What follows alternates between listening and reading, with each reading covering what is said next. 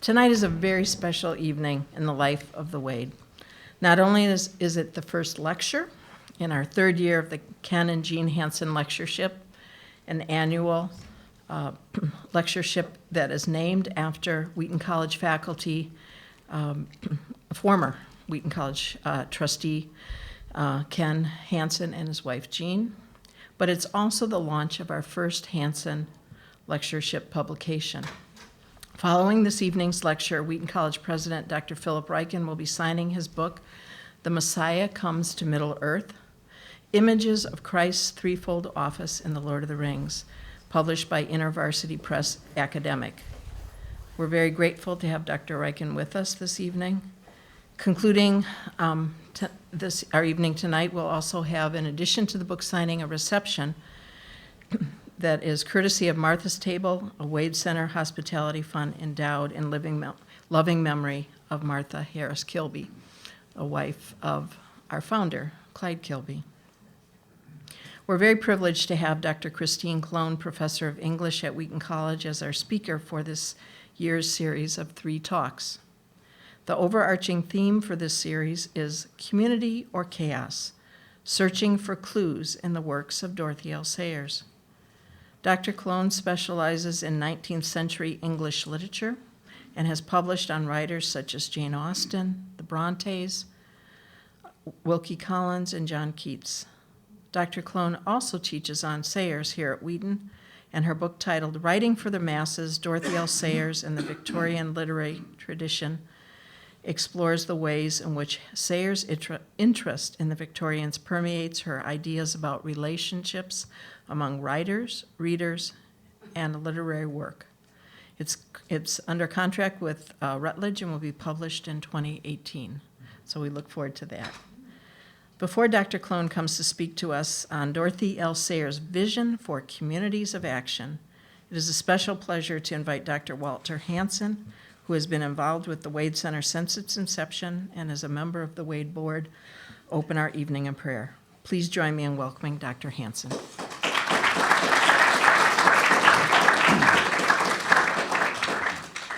It's always a special joy and privilege to start these evenings in prayer.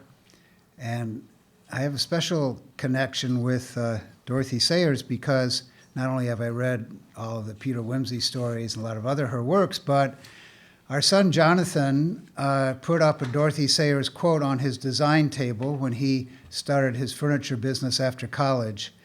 And this quote is one of his major motivations for what he does. I don't think I know this quote except that my son Jonathan has had this right in front of him. He's now in his mid-late 40s, and it still is his guiding light, as it were. So I read this quote that I learned from my son Jonathan. It's from Creed or Chaos by Dorothy Sayers. The church's approach to an intelligent carpenter is usually confined to exhorting him to not be drunk and disorderly in his leisure hours, and to come to church on Sundays. What the church should be telling him is this, that the very first demand that his religion makes upon him is that he should make good tables. What is the use of going to church on Sunday and restraining one's social behavior if in the very center of his life and occupation he is insulting God with bad carpentry? No crooked table legs or ill-fitting drawers ever, if I dare swear, came out of the carpenter's shop at Nazareth. Nor if they did, could anyone believe that they were made by the same hand that made heaven and earth. No piety in the worker will compensate for the work that is not true to itself. For any work that is untrue to its own technique is a living lie. Yet in her own buildings, in her own ecclesiastical art and music, in her hymns and prayers, in her sermons, and in her little book of devotion, the church will tolerate or permit a pious intention to excuse work so ugly, so pretentious, so tawdry and twaddling, so insincere and insipid, so bad as to shock and horrify any decent craftsman. I think you'd get the drift of her. And why?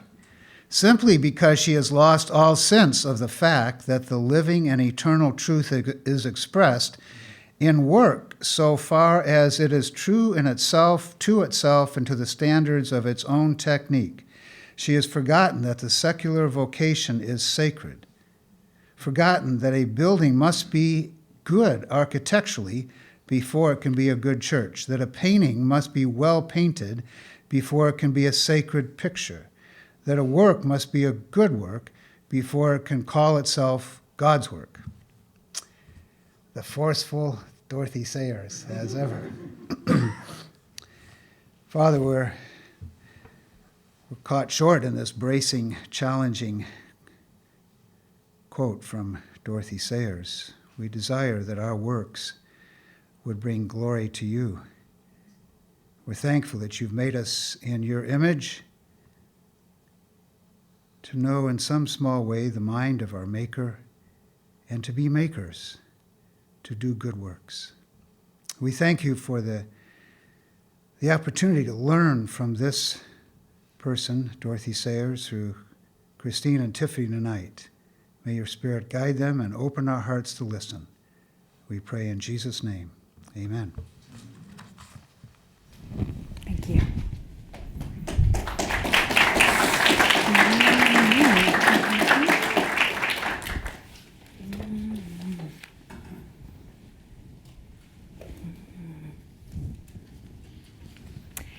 In The Nine Tailors, one of her most famous detective novels, Dorothy L. Sayers discusses the art of change ringing, an art where a group of bell ringers come together not to play a tune, but rather to work out mathematical permutations and combinations on a set of church bells.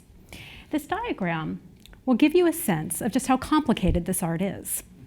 For each unique peal of the bells, a change ringer must memorize where his or her particular bell falls within the ever-shifting pattern, and then must be able to control the bell well enough to make sure that it tolls at the correct moment. In this diagram, for the peal called Plain Bob Minor, we can follow the course of bell 1 in blue and bell 2 in red, as the order of the bells changes from line to line. To an untrained ear, these changes in the order can be difficult to perceive. But for a change ringer, each peal has its own particular music. Let's listen for a moment to Plain Bob Minor being performed so that you can get a clearer sense of this unique form of art.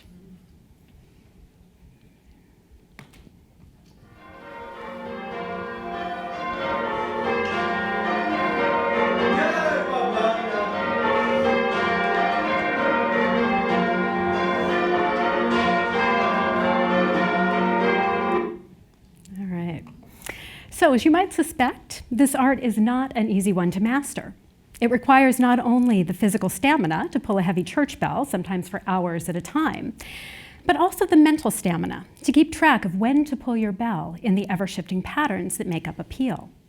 It also requires that you work in perfect harmony with everyone else in the group, timing your bell in relation to everyone else's.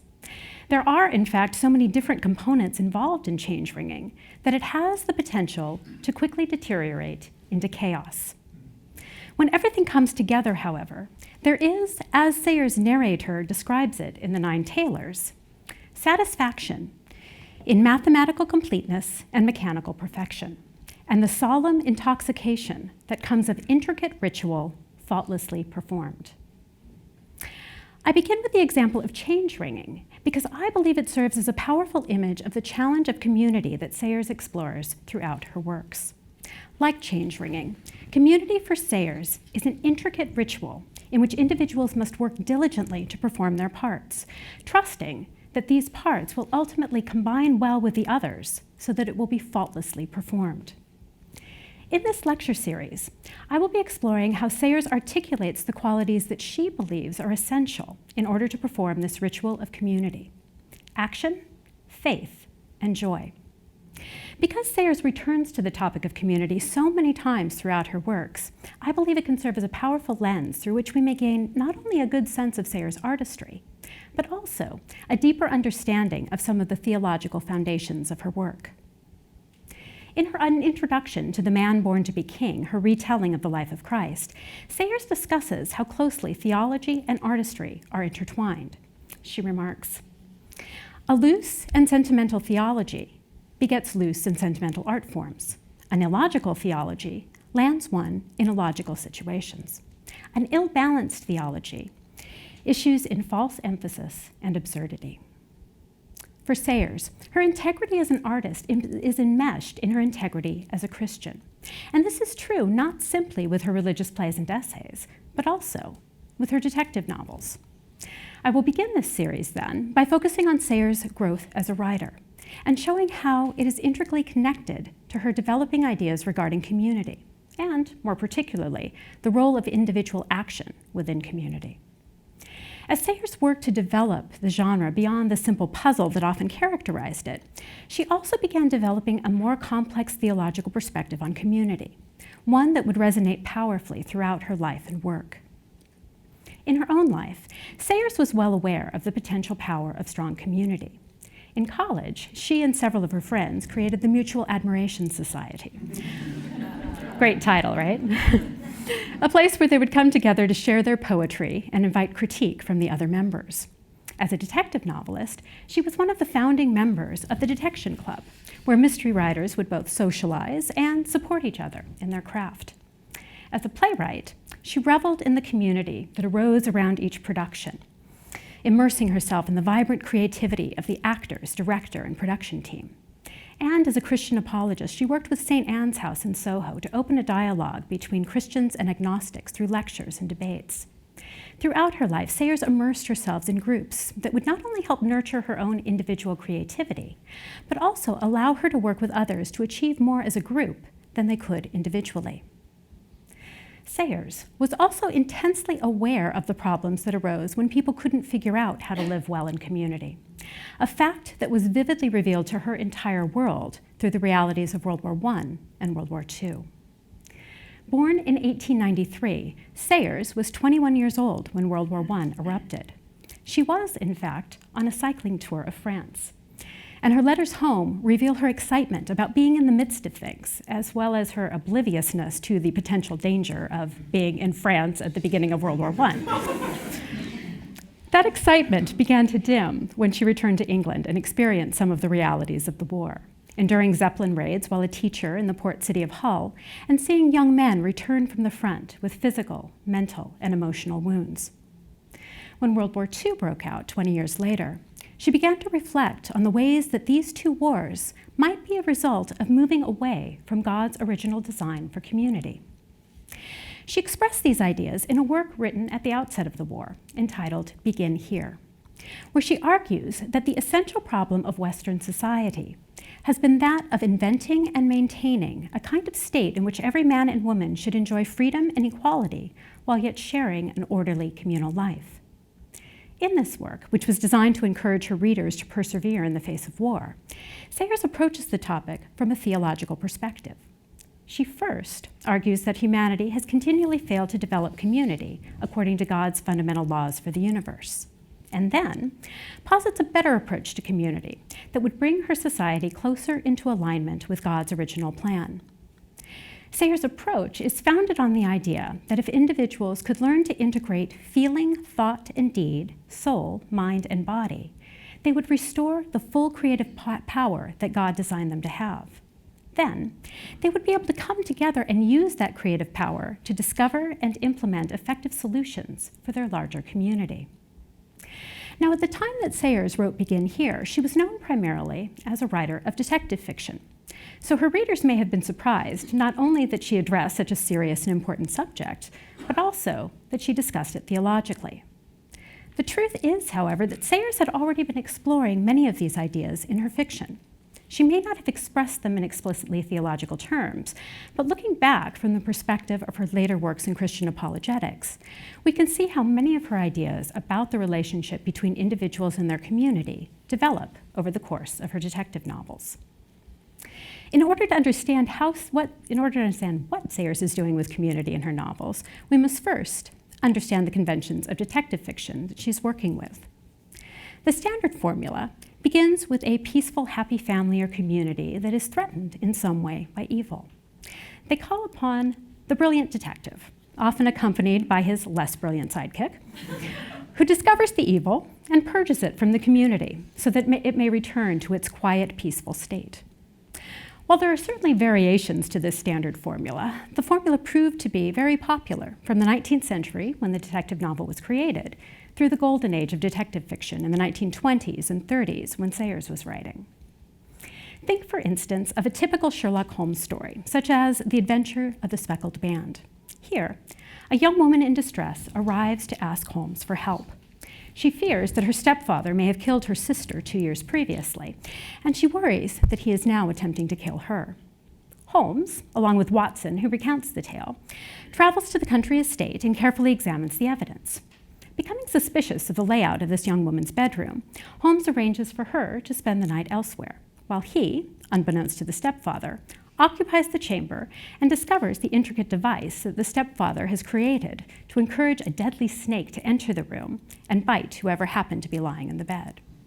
Holmes, of course, escapes being bitten, and the snake, returning to the handler, the stepfather, bites him instead.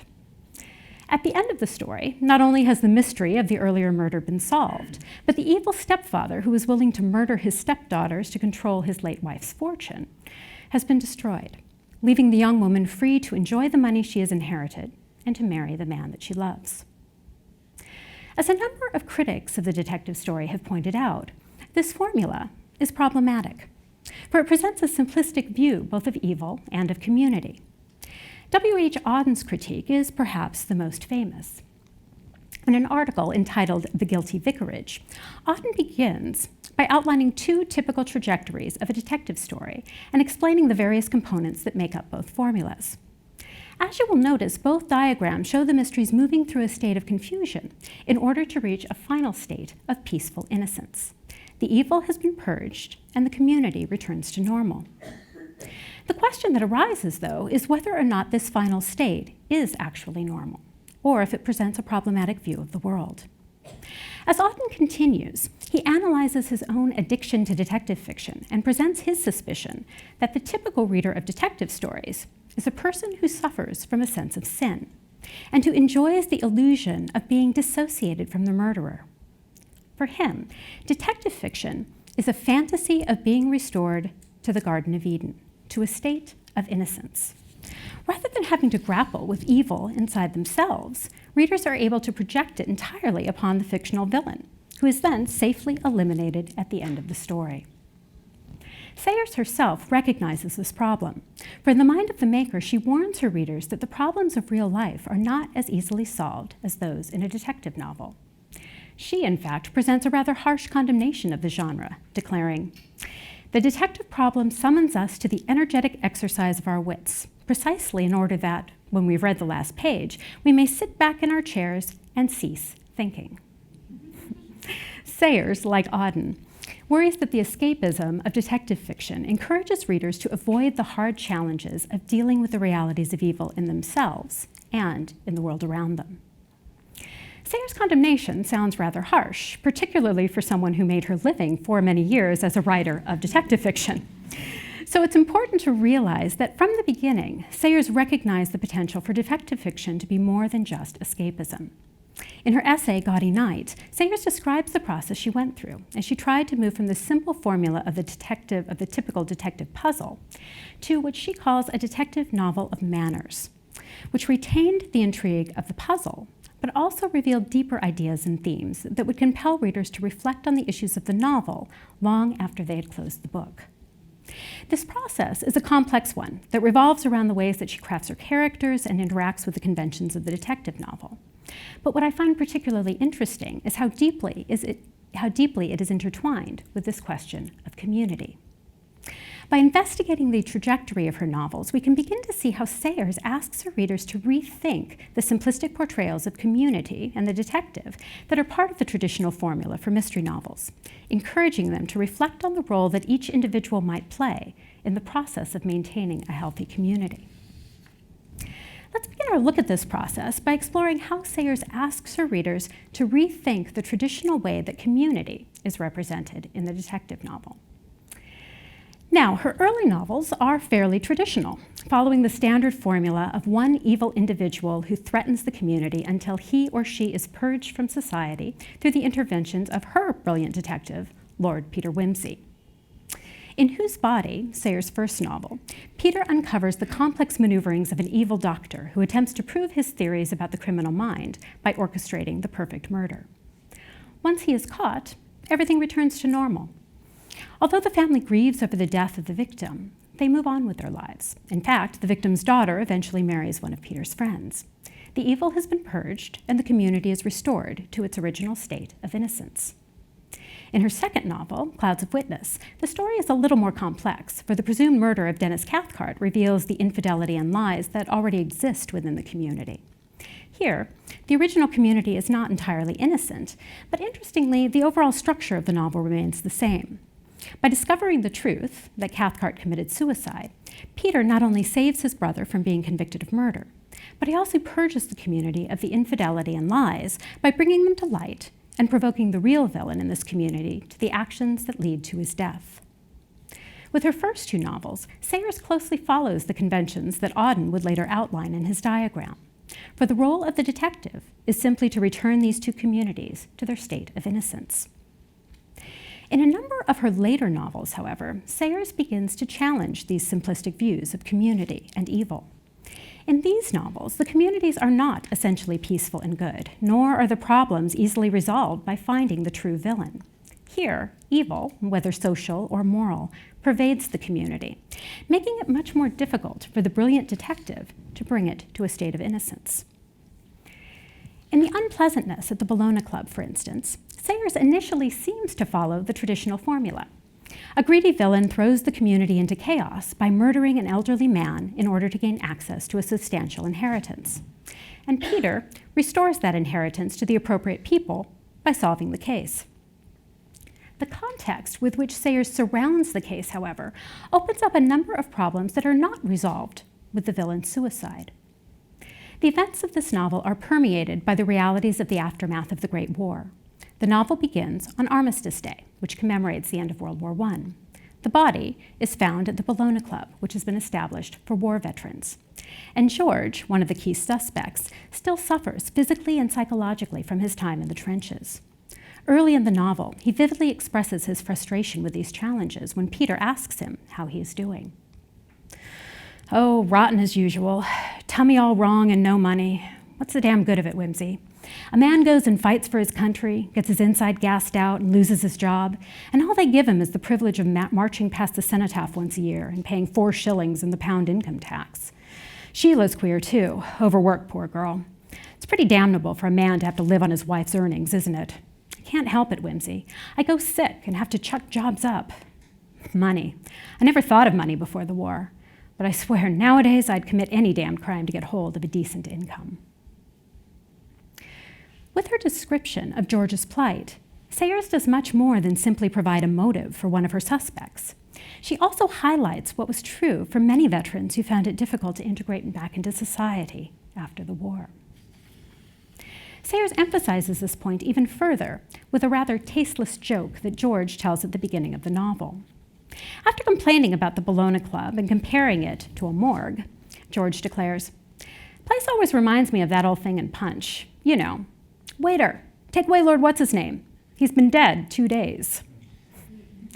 The joke, of course, relies on the seemingly ridiculous idea that a community of people would fail to notice a corpse in their midst. But it is this idea that Sayers uses as the foundation for her mystery. For a few minutes after the joke is told, Peter discovers that George's grandfather, who has been sitting by the fire for several hours, is actually dead. A fact that neither George nor anyone else in the club has noticed.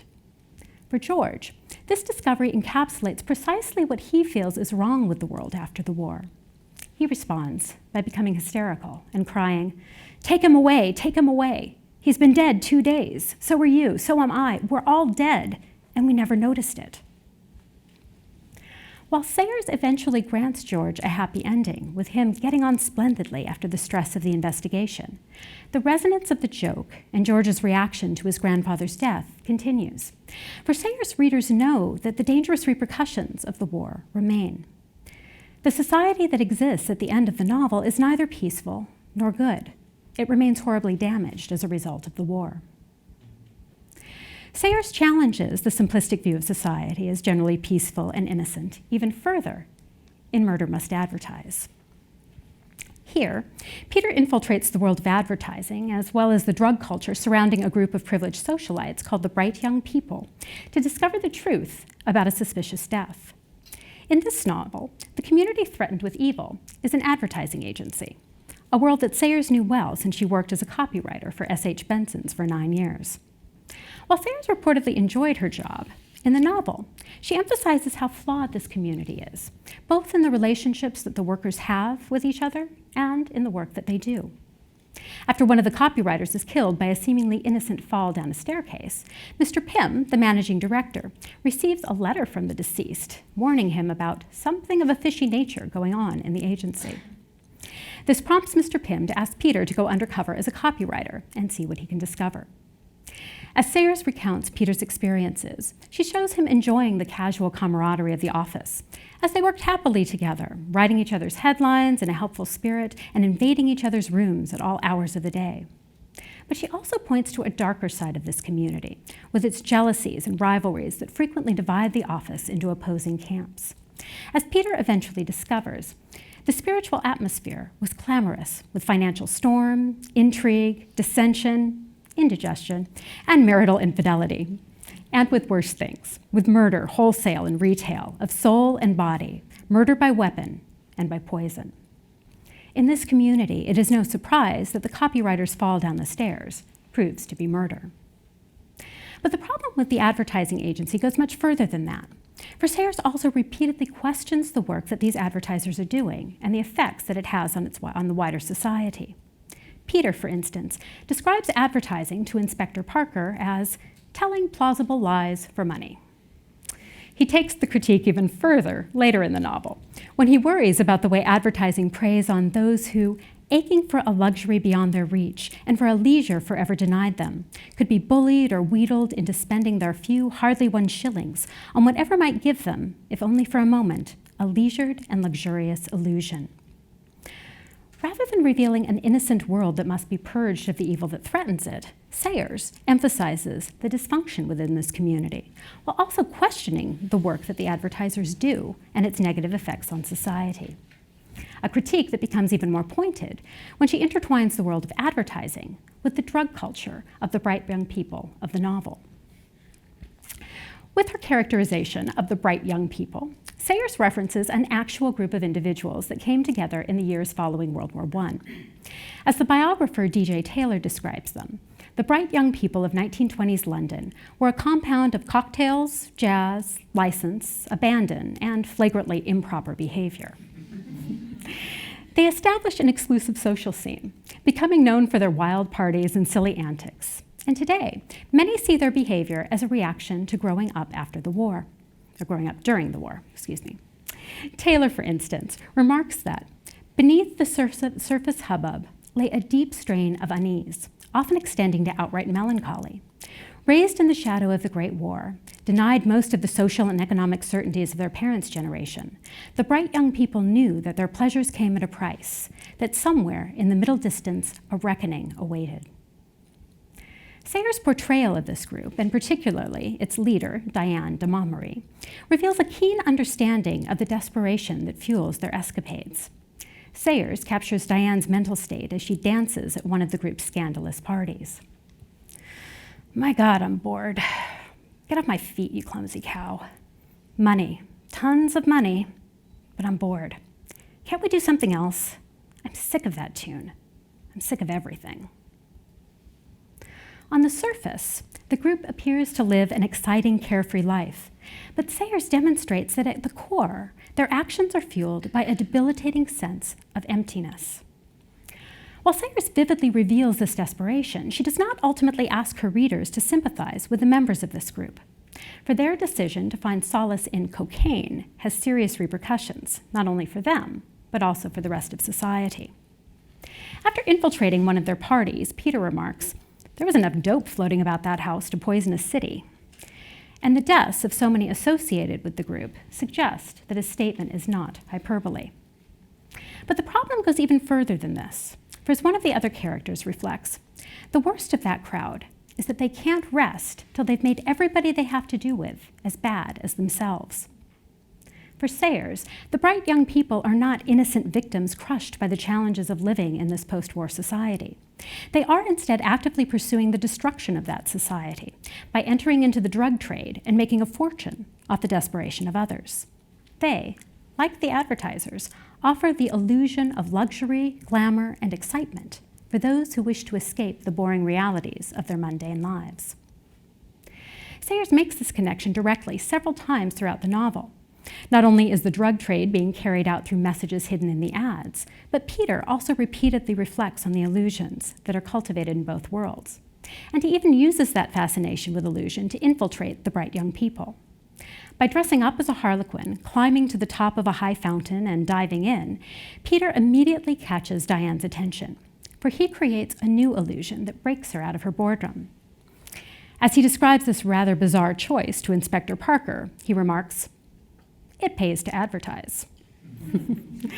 Peter's success at using this personal form of advertising to infiltrate the group is then echoed at the end of the novel with the incredibly successful campaign for Whifflet cigarettes that he creates while posing as a copywriter. After uncovering the murderer and providing the police with the information they need to capture the leaders of the drug trade, Peter sees the first posters for his campaign going up around the city. The great campaign had begun. He contemplated his work with a kind of amazement. With a few idle words on a sheet of paper, he had touched the lives of millions. With this advertising campaign, which is based entirely around consumers purchasing cigarettes so that they can collect coupons entitling them to free travel and lodgings or even a new house and furniture, Peter capitalizes on the dissatisfaction that characterizes not only the lives of the bright young people, but also the lives of the everyday worker in Britain. Everyone is dissatisfied. The only difference among them is how they choose to appease their longings for something better. Significantly, the conclusion of this novel does not return the reader to a peaceful, innocent world that has been purged of evil. Instead, Sayers concludes by emphasizing that the essential problems of this society that were manifested so vividly in the bright young people still exist. While most do not display their satisfaction so ostentatiously as the bright young people, they still experience it. And Sayers highlights this fact by concluding the novel with a paragraph composed entirely of advertising slogans. Tell England, tell the world, eat more oats, take care of your complexion, no more war. Shine your shoes with Shino. Snagsberry soups are best for the troops. Morning Star, best paper by far. Vote for Pumpkin and protect your profits. Stop that sneeze with Snuffo. Flush your kidneys with Fizzlets. Flush your drains with Sanfect. Wear wool fleece next to the skin. Pop's pills pep you up. Whiffle your way to fortune. Advertise or go under. While not all of the slogans play on the public's dissatisfaction with their lives, Sayers ends with two that clearly do. One for Pop's pills that chemically alter the consumer's mood, and one for Whifflet cigarettes that plays on the consumer's desires for a more glamorous life than they have. With both The Unpleasantness at the Bologna Club and Murder Must Advertise, Sayers subverts the traditional formula of the detective novel. Rather than presenting a comforting ending where the detective, by solving the case, also resolves the problems that threaten the community, Sayers illustrates that there are essential problems in the worlds of these novels that transcend the detective's power. And the fact that the worlds of these novels so closely mirror the world of Britain in the early 1930s when the novels were written suggests that Sayers is also asking her readers to move beyond these fictional realities to the challenges facing their own world. But if the detective can't solve all of these problems, who can? Interestingly, Sayers also explores this question, gradually asking her readers to rethink the role of the detective as they follow Peter's career through the various novels. Just as she begins to break away from the traditional representations of innocent community, she also begins to challenge the image of the lone, brilliant detective. Throughout her novels, Sayers repeatedly invokes Sherlock Holmes, the quintessential example of the lone, brilliant detective, and she draws clear connections from him to Peter. But even from the beginning, Sayers reveals that Peter does not quite fit the stereotype. And as she begins to develop Peter more fully as a character, she not only challenges this convention, but also begins to suggest a better way to address the problems of society. In Whose Body, Sayers begins Peter's career by establishing a clear connection between him and Sherlock Holmes. When Peter's mother calls and tells him that a respectable Battersea architect has discovered a dead man in his bath, Peter springs into action, sending his servant Bunter off to an auction in his place to bid for some 15th century editions of various literary works so that he can focus on solving the intriguing mystery. As Peter goes to change his clothes, he declares, "Exit the amateur of first editions. Enter Sherlock Holmes, disguised as a walking gentleman." The fact that he then proceeds to supply himself with a monocle, which is also a powerful magnifying glass, a walking stick, which serves as a measuring rod as well as a weapon, and a silver flat matchbox, which is also a tiny flashlight, suggests that he is fully prepared, as Holmes always is, to face any difficulties by himself. As the story progresses, however, we soon realize that Peter does not solve this case by himself. He needs the help of both Bunter and Inspector Parker, both of whom are much more active in detective work than Watson ever is. Bunter is in charge of photographing the evidence and looking for the clues that the pictures reveal. And Parker does much of the legwork, a fact that he himself draws attention to. After telling Peter all of the things that he would do if he were solving the case, Parker grimaces and says, "I don't suppose you'd ever do it, so I'd better." And that is a running theme in the novels, that Parker does all the hard work.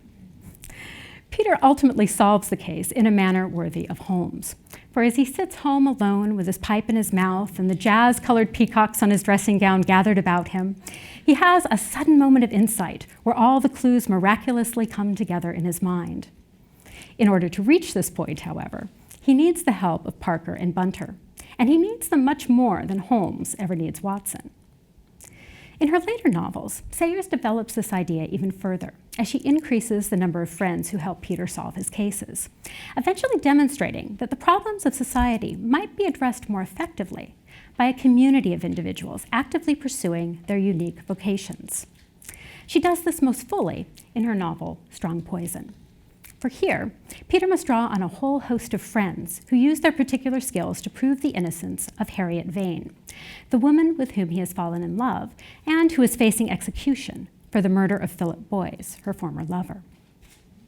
Because of his love for Harriet, Peter has difficulty grappling with the case.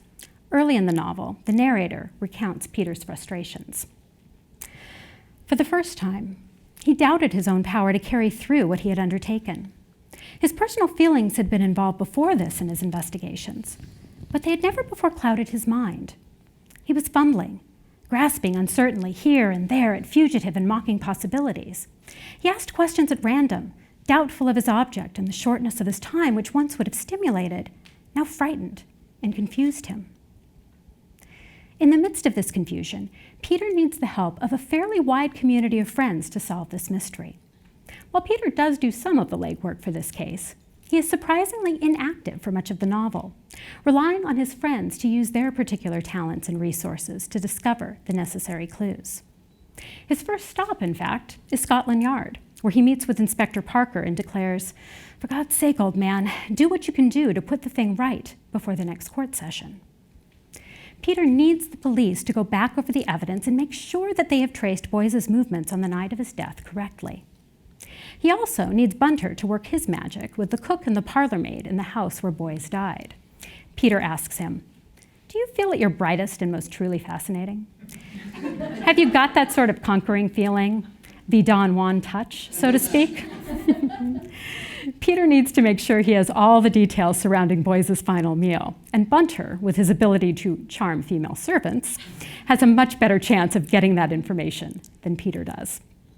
And even when Peter himself is doing the investigating, he needs his friends to help him get access to the right information, asking Marjorie Phelps, an artist, to introduce him to the bohemian world of London that Boyce frequented, and calling on Freddie Arbuthnot, a financial expert, to investigate Boyce's cousin's investments. Unlike the stereotypical lone detective who is easily able to infiltrate any community and discover all the necessary clues without much outside help, Peter repeatedly relies on his friends to do the work that they are more qualified to do. Sayers emphasizes this even more particularly when Peter calls upon an establishment that he has nicknamed the Cattery to help him with his investigation. On the surface, the Cattery is simply a pool of female typists, but it is actually a private investigation bureau, financed by Peter, but run by Miss Catherine Clemson, a middle-aged spinster who helped Peter investigate a murder in the earlier novel, Unnatural Death. In that novel, Peter describes Miss Clemson as a manifestation of the wasteful way in which this country is run. And then he explains that waste to Inspector Parker. Thousands of old maids simply bursting with useful energy, forced by our stupid social system into hotels and communities and hostels and posts as companions, where their magnificent gossip powers and units of inquisitiveness are allowed to dissipate themselves or even become harmful to the community, while the ratepayers' money is spent on getting work for which these women are providentially fitted, inefficiently carried out by ill-equipped policemen like you. With the Cattery, Peter has harnessed this useful energy, and in Strong Poison, he utilizes these women's particular skills to help him gather the clues that he needs to solve the case. Perhaps surprisingly, the most interesting detective work that occurs in Strong Poison is not done by Peter, but rather by two women from the Cattery, Miss Murchison and Miss Clemson.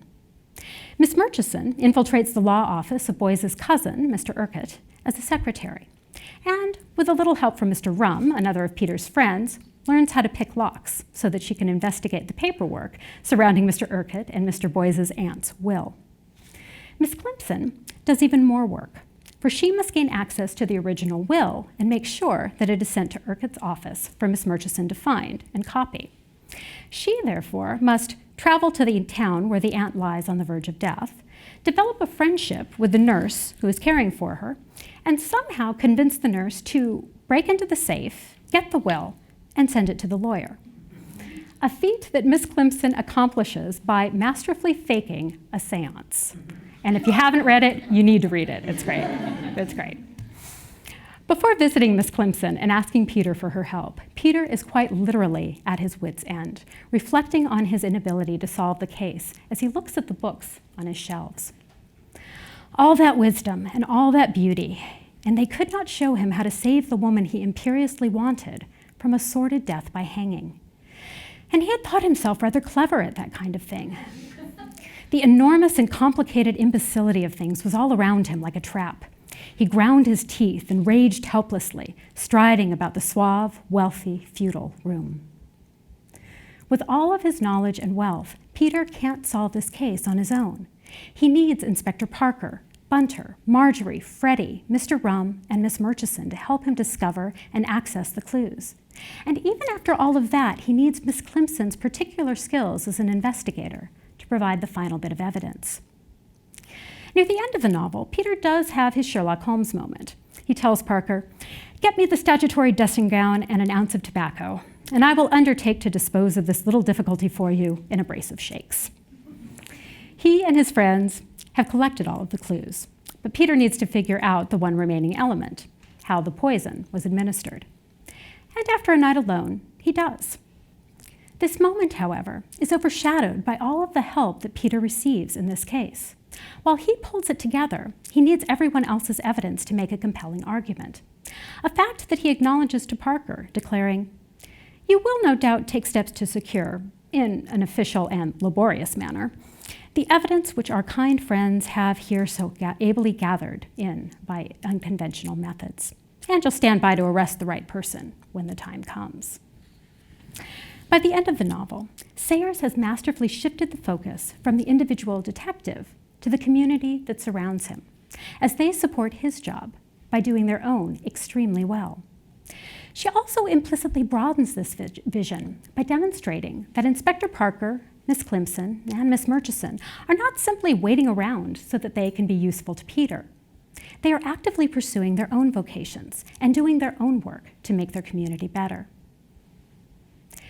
As we can see by contrasting her later novels with her earlier ones, Sayers, by moving beyond traditional conventions, has deepened the artistry of her works by creating a more realistic view of evil and a more complex view of the limited power of the detective.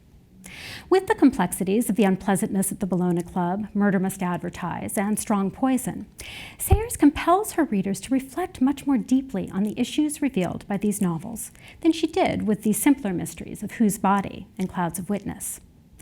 And as she deepens her artistry, she also presents a powerful image of the type of ideal community that she would later discuss in more explicitly theological terms in The Mind of the Maker and Why Work. Today, we tend to think of The Mind of the Maker primarily as a fascinating exploration of the Trinity, as Sayers uses the analogy of the creative mind to help her readers understand the ways that God the Father, Son, and Spirit interact in relationship. Sayers, however, was attempting to do much more with this work. Published in 1941 in the midst of World War II, The Mind of the Maker is also a response to the realities of that war, realities that Sayers had earlier, in Begin Here, related directly to a false conception of community. In The Mind of the Maker, Sayers builds on her ideas in Begin Here and attempts to help her readers understand God's purposes, both for individuals and for society. The core of her argument is that the Trinitarian structure, which can be shown to exist in the mind of man and in all of his works, is in fact the integral structure of the universe and corresponds with the nature of God, in whom all that is exists. Even more specifically, Sayers contends that the creative mind is in fact the very grain of the spiritual universe and is therefore exhibited in the spiritual structure of every man and woman. Sayers believes that God has created each individual with a unique creative mind that mirrors the Trinitarian structure of the Godhead. She then uses that foundation to argue, first, that society has fallen apart because people have ignored this fundamental truth, and second, that true community will be restored only when individuals fully engage their creative minds and embrace the unique work that God designed them to do. For Sayers, this type of work is both a sacrament and a manifestation of man's creative energy. And she believes that God ultimately uses it to preserve the essential balance between the needs of the individual and the health of the community. Sayers develops these ideas more directly in her essay, Why Work? And it is here that we see even more clearly the connection between work and community that she had already been exploring in her detective fiction. For Sayers, work is intensely personal. It should be not only the work for which the worker is fitted by nature, but also the full expression of the worker's faculties, the thing in which he finds spiritual, mental, and bodily satisfaction, and the medium in which he offers himself to God. It is therefore only by aligning our creative minds with the work God has created us to do that we will ever find true satisfaction. It is also, according to Sayers, the only way to establish and preserve true community. For she asserts that the only way to serve the community is to forget the community and serve the work. The underlying assumption here is that if individuals faithfully channel their creative energy into their proper work, God will ultimately combine each individual's work with the others in perfect harmony so that the overall community functions effectively. Sayers, perhaps surprisingly, doesn't address God's role in preserving the community's health explicitly in Why Work? For a clearer expression of this idea, we must return to the Nine Tailors, the detective work with which I began this talk. For here, Sayers discusses God's role more directly. Toward the end of this novel, Peter struggles with the idea that by doing his proper work, he may be hurting the community rather than helping it. He complains, "I rather wish I hadn't come button into this. Some things may be better left alone, don't you think?" In response, Mr. Venables, the minister of the small community where the crime took place, declares, "My dear boy, it does not do for us to take too much thought for the morrow. It is better to follow the truth and leave the result in the hand of God. He can foresee where we cannot, because he knows all the facts." Earlier in the story, Peter had compared his frustrations with figuring out the mystery to the complexities of change ringing, complaining that his bell was lying behind the whole way. And it is significant that Venables, both a minister and an avid change ringer, is the one who reminds Peter of the need to trust in God's knowledge of the whole picture. As a change bringer, Venables has been trained to listen for the order that lies behind the seeming confusion of the bells. And as a faithful minister, he is confident that God's order ultimately governs real life, even when he can't perceive it. As Sayers portrays it throughout her works, living well in community is a much more intricate ritual than even the complex art of change-bringing. And at times, we may not understand how our particular work fits in with the work of others to create the beautifully complex order of society. Unlike expert change-bringers, we cannot always hear the order that exists behind the monotonous jangle of individuals doing the work that they are called to do. But Sayers, like Venables, seems confident that if we focus on serving God through the proper job for which he has designed us, he will ultimately bring order to the community. In response to the realities of World War II, Sayers began to reflect more theologically on both work and community. She, in fact, acknowledges that it may well seem that I have sort of an obsession about this business of the right attitude to work, but I do insist upon it, because it seems to me that what becomes of civilization after this war is going to depend enormously on our being able to effect this revolution in our ideas about work. This obsession was, in fact, one that she had already been developing in her detective fiction. For she began to explore the evils of society in more complex ways. She also began to realize that they demanded a more complex solution than the one usually created by detective writers. Sayers did not write her detective fiction intending to present a theological perspective on community. But as an artist trying to do her proper job with integrity, she began to recognize that preserving the complex community she was beginning to create within her novels required more than simply the brilliance of Lord Peter Wimsey. It required Miss Clemson's insights into human nature and her ability to fake a seance, just as much as it required Inspector Parker's plodding police work, Freddie Arbuthnot's knowledge of the stock market, Marjorie Phelps's insight into the artistic mind, and Miss Murchison's secretarial skills. By focusing on their unique jobs and taking action when needed, they all ended up serving the wider community as their skills came together with everyone else's, ultimately providing a powerful model of the balance between individuals and community that Sayers hoped would help transform her own world. Thank you.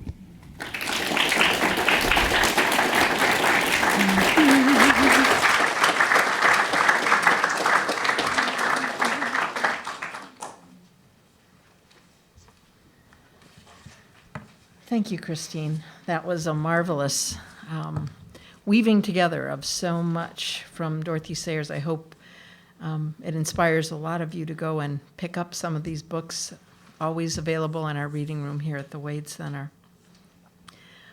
We look forward with great anticipation to Christine's next two lectures. They'll be given in February and March of 2018, and the information will be on our website. If you're not already on our Wade events list, you can sign up for that at the front desk tonight. We're delighted to have Dr.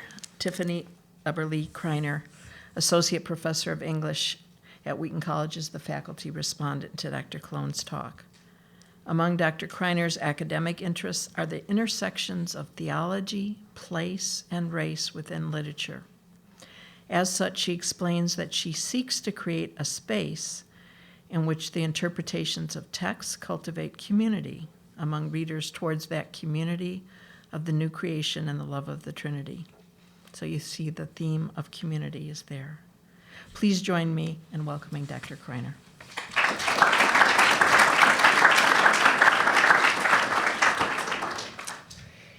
Knowing only enough about Dorothy L. Sayers' work to get myself in trouble, I am tempted to use the game of Clue to admit my suspicion. Hey, look, it's Miss Scarlet in the library with enough rope to hang herself. But my goal is a more profitable one, I trust, to prove beyond a shadow of a doubt that Dr. Colón is the culprit, that she has done it in describing to us Sayers' communities of action. Now, when Sayers' character Harriet Vane writes a mystery novel, her sleuthy hero, Robert Templeton, solves the mystery using a 2-columned list: things to be noted, things to be done. Each fact goes under the things to be noted, and under things to be done go tasks which respond to the facts. That's a fair outline of how I will proceed here. First, the facts of the case, the things that Colón has set forth in her talk, the things to be noted. First, Dr. Colón has argued that over the course of Dorothy Sayers' career in writing detective fiction, even maybe without intending to, she develops a kind of theology of community. According to this theology, humans should recognize their vocation by fully engaging their creative selves, mind, soul, and body, and embracing that unique work. If they do so, in peace and collaboration with others, true community will emerge, in which humans may participate in providentially ordained restoration of this broken world. Second, Dr. Colón has shown Sayers' development of this theology within increasingly realistic uses of elements, stock elements, of detective fiction. Through her early work, Sayers learns to redeploy those stock genre requirements of detective fiction. First of all, the communities in which crimes take place, often stock peaceful settings, shown as persistently and complexly corrupt, places of recalcitrant, wicked problems. In doing so, Sayers engages her reading audience in those problems, giving them responsibility to act. She further argues that Sayers develops her characters more realistically, giving them more than just stock brilliance along the lines of Sherlock Holmes. Instead of being able to sail in and save the day, characters such as Peter Wimsey, and Harriet Vane too, I think, learn that the solving of even a piece of a wicked problem requires a community, each member of which contributes their unique gifts. These, I think, are the points to be noted. Now then, my response will offer the things to be done. I'd like to focus in these few minutes on the way that two particularly realistic features of detective fiction, at least as practiced by Sayers, namely setting and corpses, give us some lessons in building and joining a community of action as developed by Sayers and illuminated by Colón. The book that I'm going to use to illustrate those lessons comes from within the time period that Dr. Colón has covered in her talk, when both Sayers and her characters were developing more realistic engagements with the problems of this world. Have His Carcass is my text, 1932. It's the second novel in which Harriet Vane appears as a partner in crime fighting to Peter Wimsey and also as a potential life partner. In the novel, Harriet, broken in spirit by that whole strong poison business, the public humiliation of having been tried for murder, and the ongoing private humiliation of being indebted to Peter Wimsey for clearing her name, escapes from everything on a walking tour of the southwest coast of England. One June day, she discovers a body on a rock at low tide near a seaside resort town. Now, it may seem suspect that I'm going to use a reading of this detective novel to give us some ways to operationalize the theology of community we've just heard about, but I take Harriet Vane's words from the novel as warrant. In Have His Carcass, when the police officer commends her on her level head when she encounters the corpse, she says, "I know what ought to be done. I write detective stories, you know." I argue here that we may know what needs to be done to enact Sayers' theology of community by reading her detective story. When I read Having Her Carcass, I find that the first thing to be done to solve the wicked problems of this world through our vacations is to pay attention to place. Because the landscape and the environment, both in the natural and the social world, register the complex problems to which we must apply our full creative gifts. By focusing us outside ourselves, it gives us a sense of how to recognize, too, the gifts of others. We see this work out in a brief look at setting in the novel. Scholars have already remarked about how the geographical milieu is never far from the reader in her novels. But Sayers also discovers her characters' states and the wicked problems through the actual setting. In the opening of Have His Carcass, for instance, the landscape reflects Harriet's desire for escape from public and private shame. It is described as solitary and rural. Sayre's use of free and direct style suggests that Harriet sees the landscape in ways that suit her purpose. She uses the landscape, following a steady course to a town described as a convenient objective for solitude. The opening description is liberally dosed with the refrain here and there, about stock objects. The beach is broken here and there by scattered rocks, which rose successively from the reluctant and withdrawing tide. The sky is fretted here and there with white, faint clouds. A shepherd passes here and there with a dog, alike indifferent and preoccupied. Here and there, shy horses look at her, and there are more here's and there's. Alike, they describe objects that are replicable and more or less interchangeable. The animals look at her, but she doesn't greet them. She isn't looking at the place, and she isn't doing her work either, nor is there a sense of community.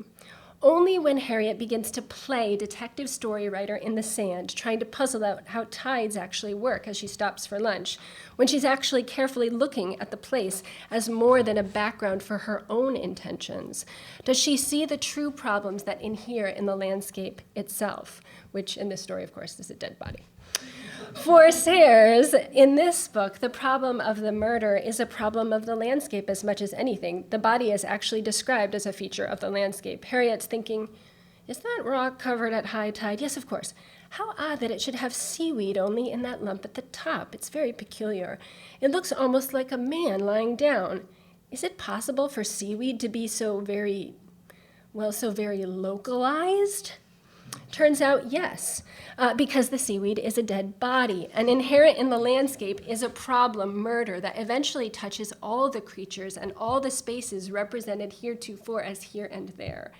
The wickedness of the problem and the worked out analysis of the problem and solution require attentiveness to place. My point here, of course, is to connect this novel's impulses about detectives and settings to our own things to be done list as we seek to develop communities of action. In Have His Carcass, Peter and Harriet as detectives need to be localized in the place like the seaweed where they wish to solve the problem, getting to know the people and the landscape. They have to go swimming in the freezing cold water with squishy tides to find a key iron ring clue. They have to comb the beach head downward, sort of hands out to each other, for hours picking trash to find a lucky horseshoe clue. Harriet has to move into the deceased's former living quarters, reading the dead man's books and using his dictionary to figure out how the murder has been committed and why. They can learn nothing in just a walk through or a drive through the landscape, but they must be permitted to return to the places again and again to understand the problem and solve it. And in their learning of landscape, they experience, too, the extent to which the members of that landscape, the landscape nature itself, and also human community members and animal community members offer their gifts to the project as well. One small example of this. When Harriet first discovers the body, she's in great distress, and she tries to call out to a fishing boat that's far away from the shore, one of those here and there objects from the list earlier. And here's what the text says. As she stood hopelessly calling, she felt a wet touch on her foot. The tide had undoubtedly turned and was coming in fast. Quite suddenly, this fact registered in her mind and seemed to clear her brain completely. The landscape here, the sea, which had been figured as withdrawing and distant just a couple paragraphs earlier, has reached out, almost as if in response to her call. And Sayers is figuring the landscape as giving its own clue, the fact of the tides. If that seems a tiny bit far-fetched, I would just urge you to read, because like the horse does the same thing. It's all over the text. The attentiveness to place is utterly necessary for the solvers and writers of murder mysteries who find or place vital information in the environment. But I suspect it's also necessary, a thing to be done for members of theologically vital communities of action, us, in which members of the body of Christ would seek to participate in the love of the Trinity toward the community of the new creation.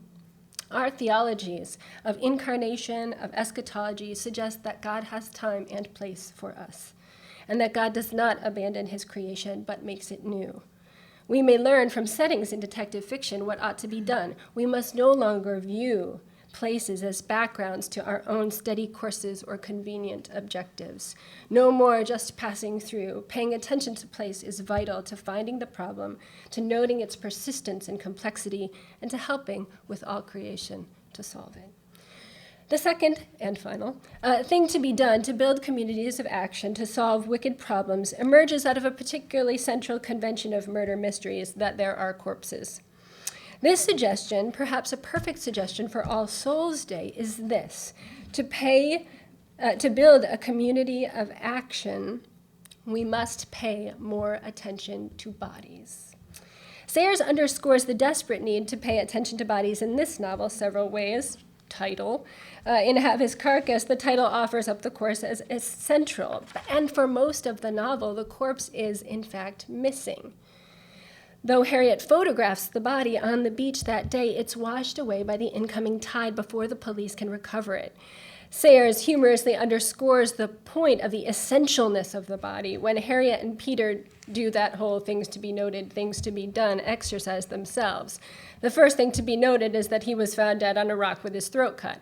Opposed to it, things to be done, find the body, all caps, full stop. The absence of the body is the novel's really physical way of indicating a community need for attentiveness to physical bodies, and especially to embodied persons in their individuality. In the end, the physical body of that person, Paul Alexis, comes to be very important indeed to the solution of the mystery. No spoilers here, however. But even before that, the body is more than just plot. It moves toward theme and thus reaches to us in our things to be done. When the body is recovered, we learn that Paul Alexis has had his face, the site of recognition and identity, picked off by lobsters during his underwater sojourn of days.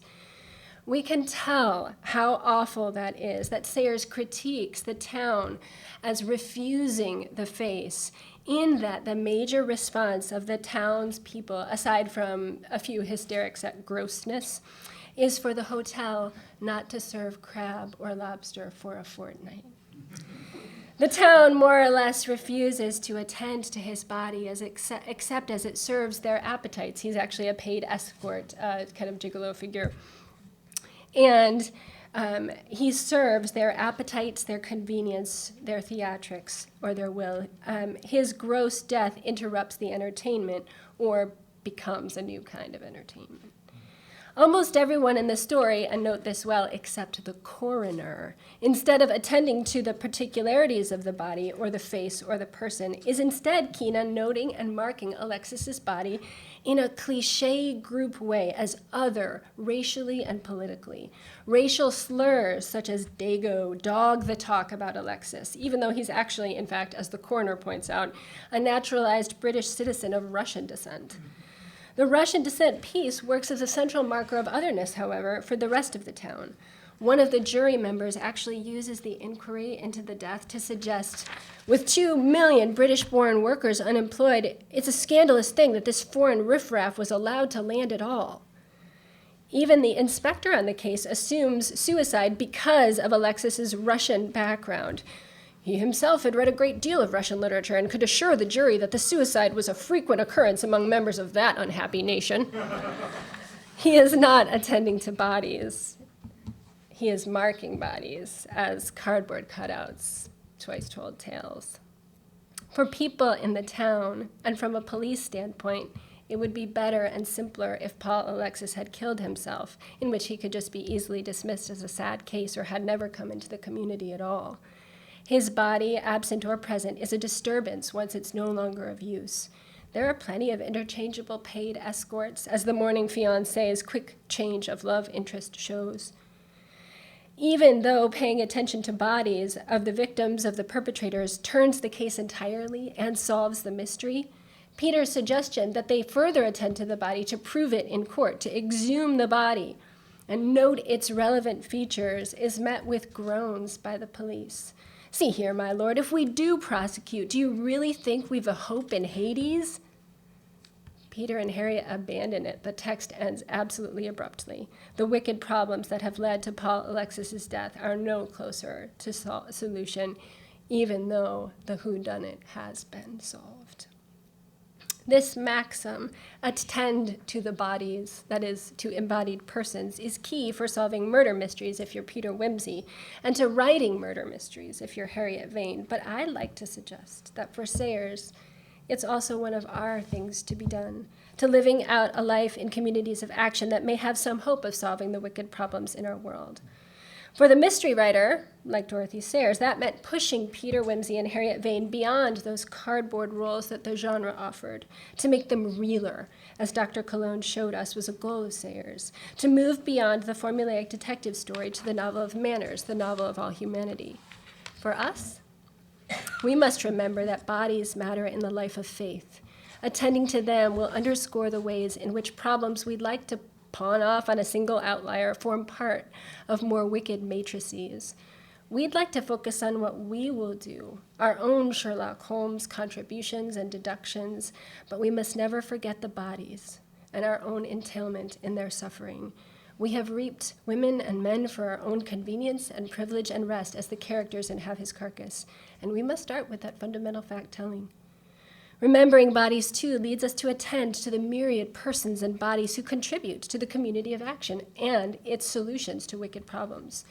When characters in our communities play stock roles, cardboard characters, shorthanded by us into categories of use, we disable those people from meaningful contributions to solutions. We can make others useless by not recognizing and welcoming their gifts.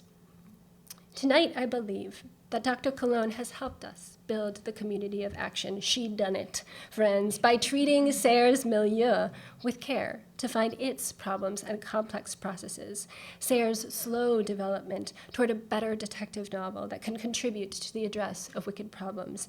And Colón done it by paying attention to the body of work as a whole. If my comments are at all helpful, I hope these points come together so that you can do it too. Thanks.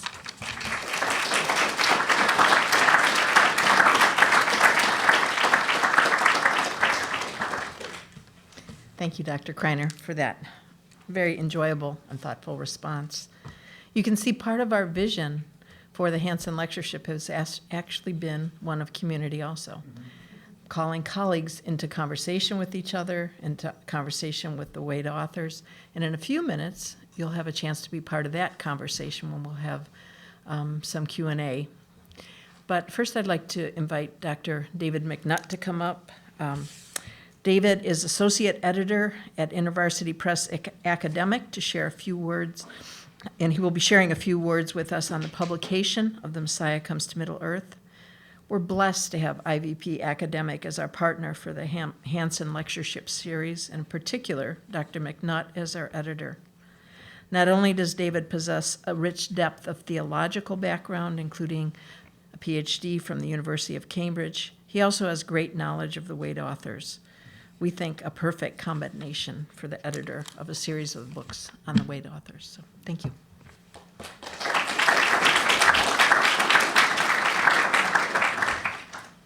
Thank you very much, Marge. I appreciate that. I am here, I suppose, in large part because publishers like murder must advertise. So, but my larger goal here really is just to say thank you. Thank you to the Wade Center. Thank you to the faculty members who have already presented their lectures, who will be presenting their lectures. It's our distinct pleasure that InterVarsity Press gets to partner with the Wade Center to bring these lectures of the Ken and Jean Hansen Lectureship to more readers beyond those who could be here tonight or even see it online. So we are keenly aware that there's great interest in the Wade authors, and we're glad to be able to partner with the Wade Center and continue that.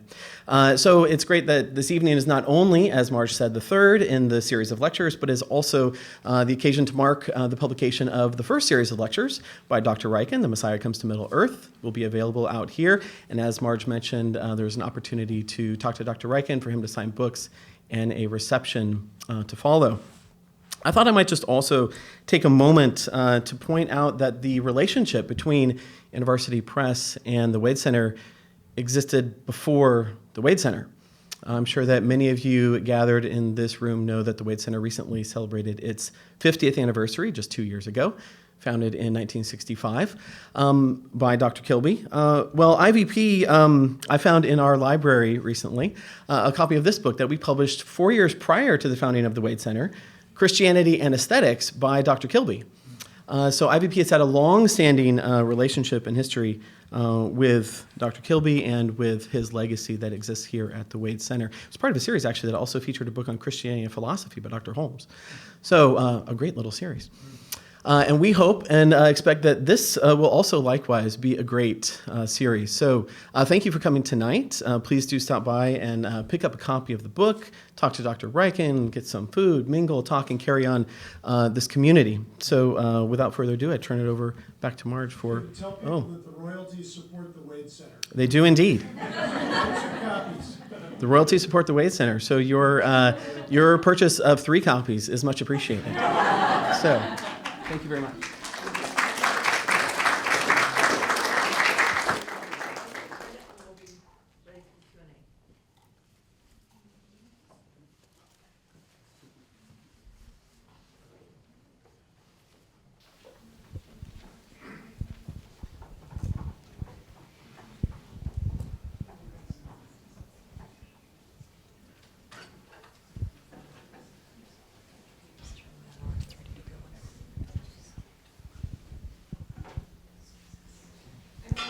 Be able to facilitate our conversation tonight and to ask the first question.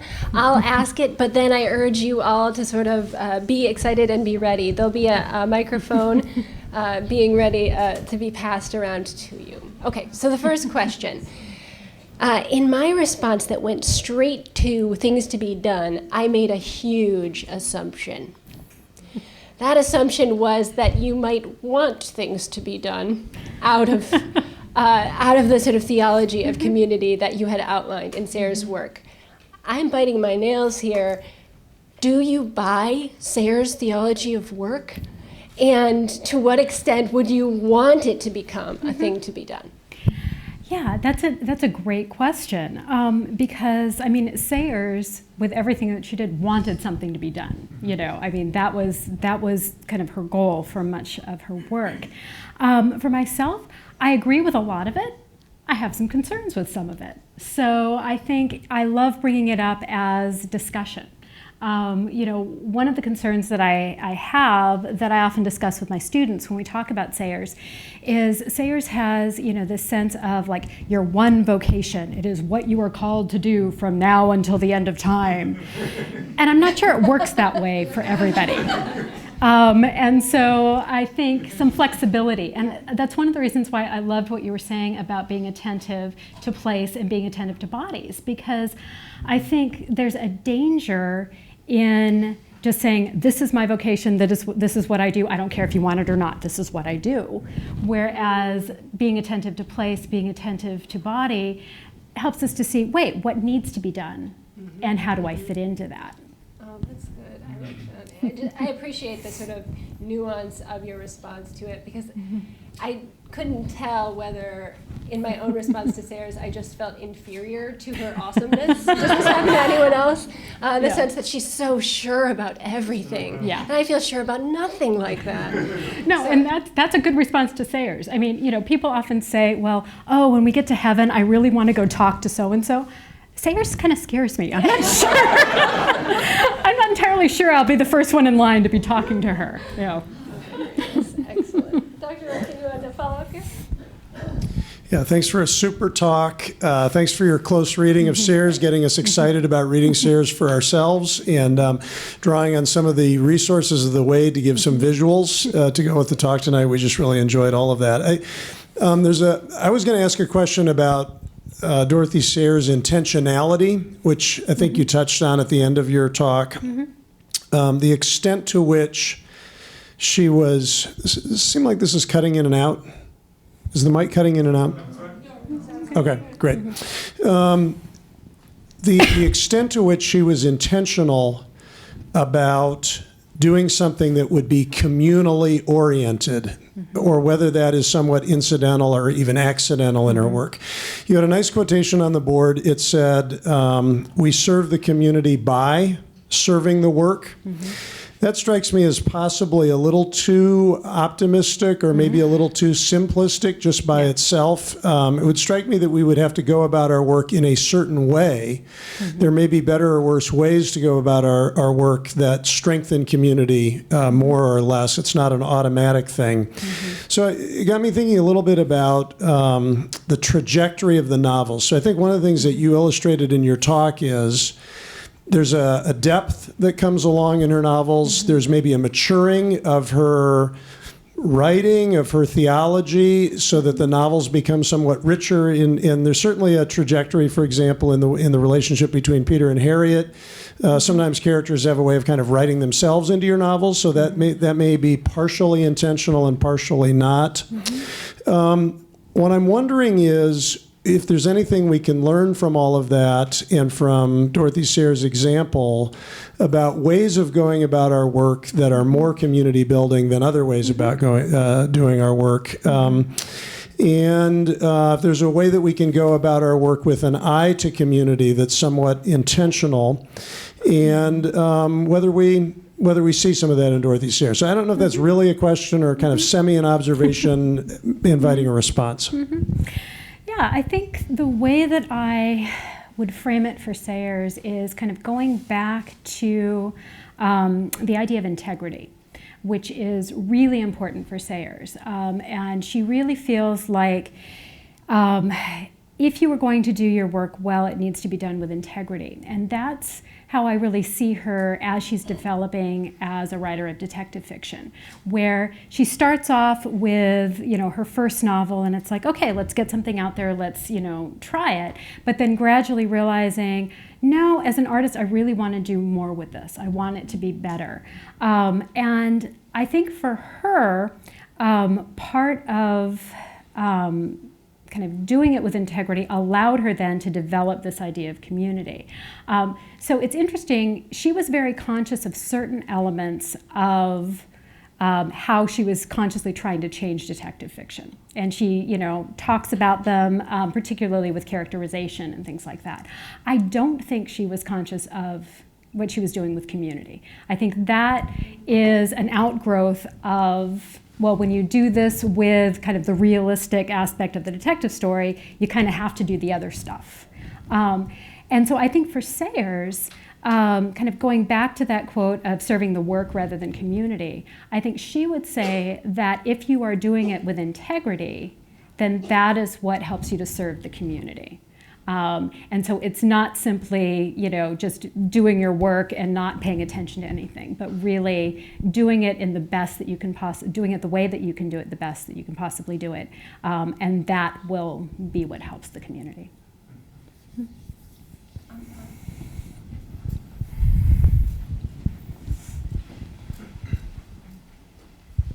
First-rate talk and great response.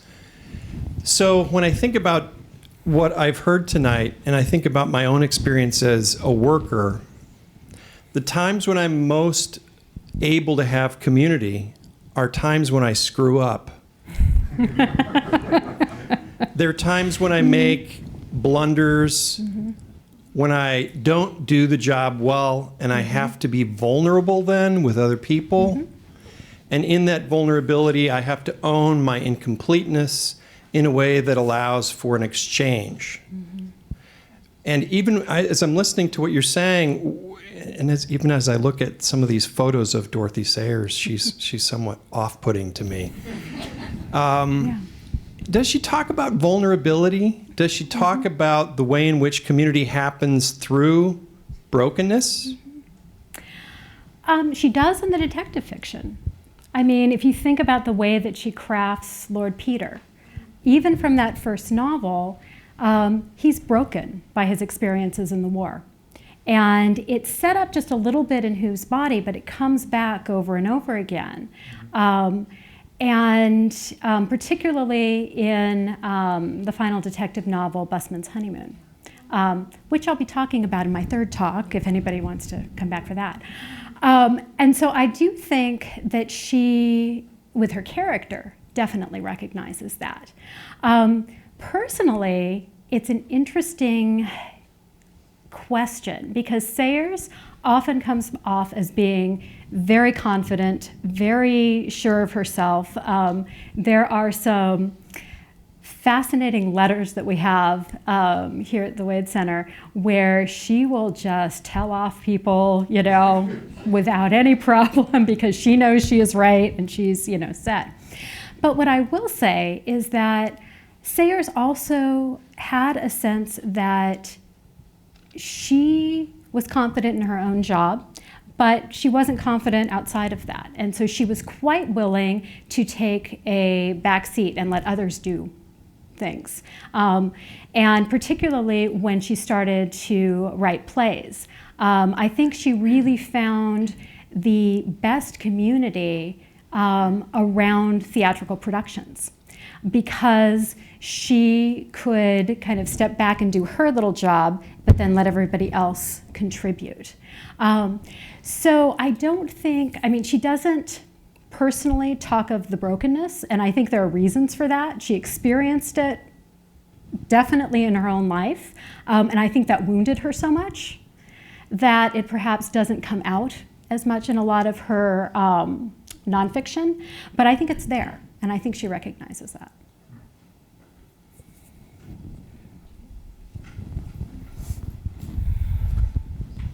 I'm grateful also for all the hard work you did on this. It was such a pleasurable evening for us, both of you. Thank you. And what I was curious about, though, because I don't know what's coming, there was no mention of Dante, and except it seemed to me you were tipping your hand. Because when she says the work for which the worker is fitted by nature almost sounds like Dante's De Monarchia, the function precedes essence. And then when you talked about the Trinitarian structure is in fact the integral structure of the universe, it seems like there's a hint of her Trinitarian rhyme scheme in her translation of Dante. And then when she wrote, he can foresee what we cannot because he knows all the facts, sounds a lot like Boethius too, with his omnitemporality of God. Are these things that we can expect you're going to address as you deal further? Because this is fascinating to me. So, a couple of things. One of the challenges with Sayers is because not only does she write in so many different ways and she translates Dante, but with this topic of community, you can pretty much pick up anything that she wrote and pull something out of it. So for this talk in particular, I thought, okay, if I limit it to the trajectory of the detective novels, I'll be good for that. So I definitely limited that. And so I may touch on Dante when we get to the final lecture, which is about joy. That being said, Dante's a little bit out of my comfort zone as far as translation goes and all of that, so we'll see how much I dive into that. Yeah. There was a question. Hi. I was wondering, you discussed a lot of things about work in community as building community and work as a vocation and work for work. I was wondering if she talks to any about work as sacrifice. Because there was a line in particular I was thinking of, and I believe it's in Gaudy Night, when Peter and Harriet are speaking, and she talks about restructuring the work that she is doing, and talks about that hurting, and his reply is, what does it matter if it hurts if it makes a good story? And then his trajectory also being one where his work becomes sacrifice for him. And I was wondering if she dealt with that in any of the additional work as well. Yeah, I think that definitely comes into play with kind of where she moves with Busman's Honeymoon. And they have to grapple at, I'm going to talk about Busman's Honeymoon in the third lecture in terms of joy. But I think her conception of joy is wrapped up in suffering and brokenness and pain and the agony of doing a job and doing it so that you are supporting truth, even when you're afraid of the ramifications of that. And so I do think it's all kind of wrapped up in there. But for Sayers, I think it all ultimately ends up in being that joy of, okay, I'm doing my best and God will just figure it out with that.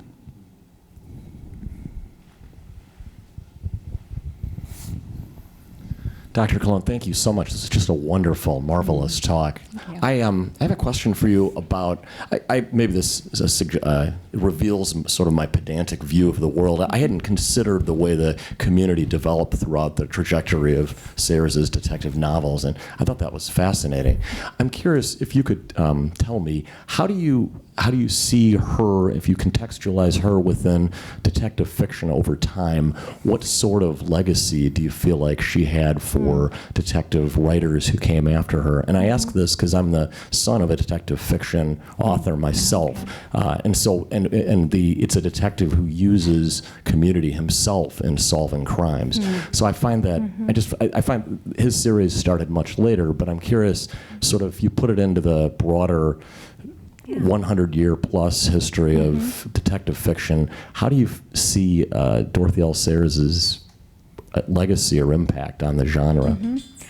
I think she's incredibly important to the genre. And I think the role that she plays in her own time period at causing other authors to look back at 19th century novels and say, what can we recover from that tradition?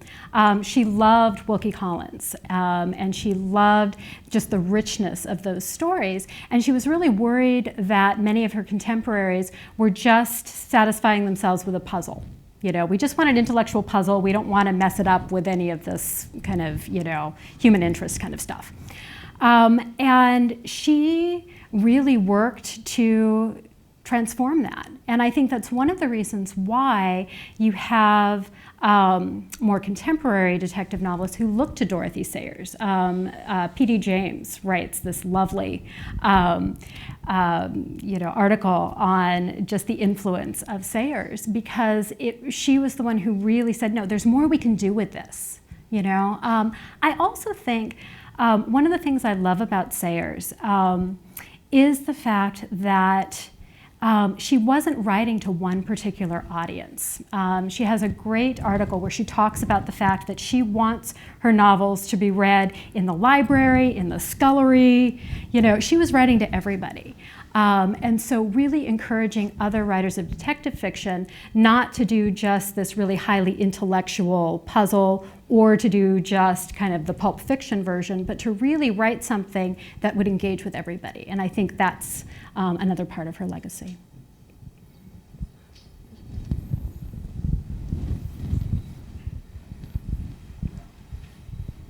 Great. Thank you both for an inspiring lecture and a lovely response. I find it intriguing that evil is considered a process of chaos that will disrupt community. And in her detective novels, Sayers deliberately does not personalize evil in the form of an anti-hero, as Conan Doyle does with Moriarty, for example. Can you elaborate a little bit on the thought that Sayers' dispersal of evil among many characters may be a reflection of her worldview, that community to a certain extent is responsible for evil, and so it's dispersed rather than centralized in an anti-hero? Yeah, I think that's precisely what she's trying to do. I mean, one of the things I didn't have the chance to develop is in Murder Must Advertise. You have Peter, the detective, who's supposed to be purging everything, right? And he does the advertising campaign, which feeds in to exactly the problem that he was supposed to be solving. And he recognizes the problem. And what's fascinating is, in the novel, he loves doing that advertising campaign. He's good at it. And he's like, this is great, and he almost, money. And he gets really excited, and there's this moment where you almost think, oh no, we might lose a detective because, he's so interested in this. But I think that's really important because it really does show there's that element within everyone. Even if you recognize there's a problem, he's in a sense seduced by it. And I think, if you look at the novels, you can see, there is that tendency. And it is, part of that kind of pulling up from that and saying, no, that's not what I am supposed to be doing. I'm supposed to be countering that. So,